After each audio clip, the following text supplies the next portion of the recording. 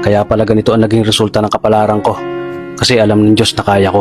Sa edad kong to, napagod na akong magmadali. Kaya lahat ng ginagawa ko ngayon, ini-enjoy ko na lang.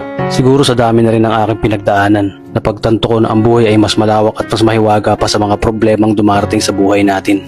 Tumatanda na tayo, baka sa kakahabol natin sa masagana at maayos na buhay, ay hindi na natin nai-enjoy ang buhay. Baka nabubuhay na lang tayo dahil nape-pressure tayo sa sasabihin ng ibang tao.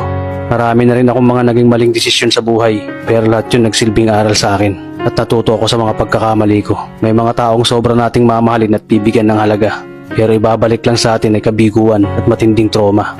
Kaya wag nating lilingunin ng mga taong tulad nila dahil mas payapa kapag hindi ka na interesadong malaman pa kung ano pang balita sa kanila. At wag mong idepende ang sarili mo sa kahit kanino.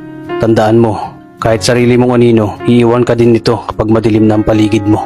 Kailangan natin matutunan na huwag ikumpara ang sarili natin sa iba dahil hindi natin laban ang laban nila. Karera mo to, di nila karera. Dahil ang buhay ay hindi naman nasusukat sa kung sino ang mayaman, kundi kung sino ang payapa.